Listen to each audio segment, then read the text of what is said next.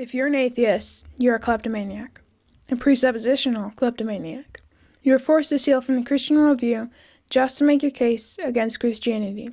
Ironically, you prove God's existence the very second you start arguing against him.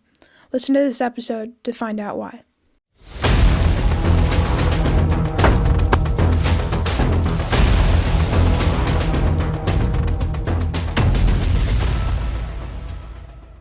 Hello and welcome to Gospelological, where we provide clear and accessible apologetics from an explicitly Christian worldview. In this video, we are going to be discussing the concept that will be at the foundation of every single thing we publish here at Gospelological: presuppositional apologetics.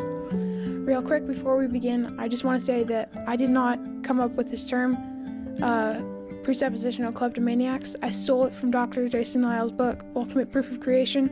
So I can't take credit for this ingenious description, but I'm still using it because it's a great way to explain it. Let's start with the definition.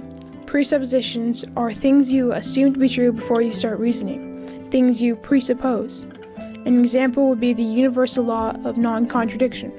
When I begin formulating my argument, I presuppose that both A and non-A cannot be true at the same time. The universe cannot be both 4.6 billion years old and be 6 to 10,000 years old. Everybody, whether they admit it or not, has these presuppositions. You can't do anything without them. So the question becomes not whether or not you have presuppositions, but whether or not your worldview can account for those presuppositions. This is key in apologetics because, as I've said before, we are not merely arguing for Christianity. We are attacking the other side to show without Christianity they can't account for any of those presuppositions. Now, I've been saying that atheists steal from Christians. Let me explain what I mean. Number one, logic and reason. Laws of logic are universal, unchanging, and immaterial. In atheism, materialism, everything is physical. Where do these non-material laws come from? These aren't physical. You can't put them under a microscope. You can't touch them. Except they're universal, they're unchanging, and they're immaterial. So how can they account for something that they can't see and they can't explain with their senses? And beyond that, it's something that we all have. This is universal. So how can they explain something that's immaterial, that they can't observe with their senses, and that every single human has? They can't. They can't ground logic in a materialistic worldview. However, Christianity, on the other hand, can ground it perfectly. Logic reflects the nature of God. John 1:1, in the beginning was the Word. You see, this is extremely important. This is probably one of the most foundational presuppositions that everybody uses, because when the atheist argues against God, he's using logic and reason to make his argument. But he can't account for logic and reason. So the second he begins arguing, he proves that there are non-material laws that he's using to make his argument that there is nothing but material. Number two, objective morality. When atheists say something is wrong, i.e. murder, theft, etc., they're appealing to objective moral standards. But on atheism, morality is just evolutionary conditioning, or personal preference, i.e. I like chocolate ice cream, you like vanilla ice cream. I like murdering, you like giving to the poor. They mean the exact same thing. Truth is subjective. Morality is subjective. You can't ground anything objectively on an atheist worldview. So, for example, there is no basis for saying Hitler was objectively evil. All those Jews that he killed, all those innocent people that he murdered, that was his preference. That was his ice cream flavor. Therefore, it's the exact same standard of right as if I go and give $1,000 to somebody poor. See the problem? Meanwhile, Christianity, on the other hand, can ground morality perfect.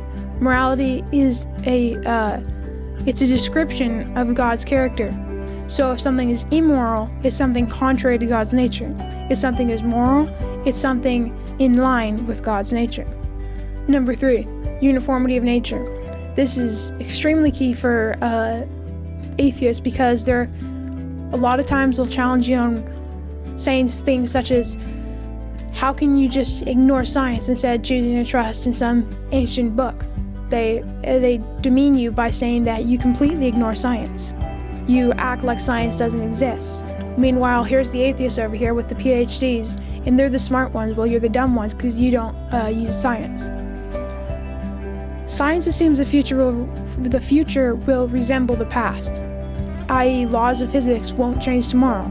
The law of gravity won't remain tomorrow the same as it is today. But on atheism, why should we assume this when the universe is completely random and purposeless? It just exploded into being from a bunch of matter that we can't account for. So there is no reason to assume that that the universe will be the exact same tomorrow as it is today. Now they could say, a lot of times they'll say, well, it's been consistent in the past, so I know it'll be consistent in the future. But this is a logical fallacy. It's the same as saying, I haven't died in the past, so I know I won't die in the future. However, Christianity can justify uniformity of nature perfectly. God sustains the universe consistently, holding it up on by his being, and because he promises to never change and to remain the exact same throughout all eternity, the universe, which is upheld by him, and all these immaterial concepts which are based on him, will never change. So the law of non-contradiction, which says that non-A and A cannot be the same, because it's based on God, who is never changing, will never change. Number 4, human dignity and rights. Atheists talk about human rights and equality and dignity. And if you ask them about slavery, they'd say it was a horrible, it was super bad because we're enslaving our fellow humans. But if we're just evolved animals and we are completely purposeless, why do humans have special value? Why are we acting like there is this immaterial concept that says everybody has value and they should be treated the same? Everybody should have equality. On atheism, there is no reason to account for that or to believe that. On atheism, might makes right. If you're the strongest, then you deserve the most. There is no the poor person should have the same measure of equality as the rich person. There is no accounting for that. We're just evolved animals. But Christianity, on the other hand, can account for it perfectly. We are humans made in God's image. All of us are made in God's image. Therefore, we are all equal. We all deserve to be treated the exact same. Now, why does this matter? This matters because we point out these things that they can't account for, because we show that atheists live inconsistently with their worldview. They borrow Christian assumptions to make their arguments work. This is intellectual theft, using tools that only make sense in a Christian worldview. The famous apologist Mantil was famous for quoting Romans 1:18-20, which says the unbeliever knows God but suppresses the truth. The unbeliever realizes that without these immaterial concepts, without God, he can't account for these immaterial concepts. Yet because he doesn't like the idea of a divine foot in the door, he won't accept that God exists. So what is the purpose of this video? When you debate an atheist, don't just defend Christianity, show them that their worldview is bankrupt. Without Christianity, they can't account for any of these immaterial concepts. Alright, now we're going to look at some examples of atheists who make claims that are presupposing things that they cannot account for. Number 1, Richard Dawkins says that religion is immoral, but on his worldview, morality is subjective. If I like murdering and you like giving to the poor, it's the exact same measure of moral worth. So why should anyone care what he thinks is immoral? It's just his preference. See the problem? Number 2, Sam Harris tries to ground morality in well-being. But why is well-being good? He's just pushing back the question. He's begging the question. He doesn't actually answer it. He's smuggling objective value. He's saying well-being is objectively good, and that's the standard for good. See the problem?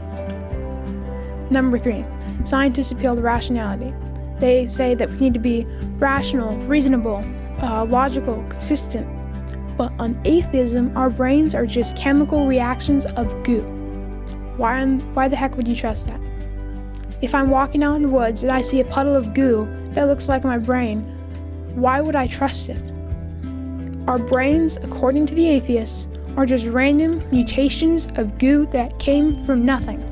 So why the heck would you trust your random mutation of goo to be the standard for everything?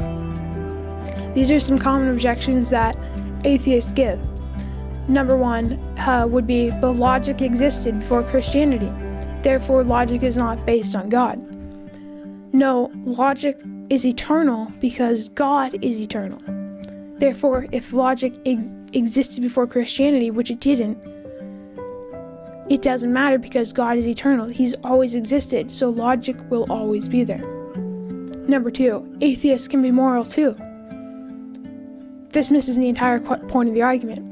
I'm not saying atheists can't be moral. Many atheists are moral. What I am saying is that they can't account for being moral or why they should be moral. They can't justify objective morality.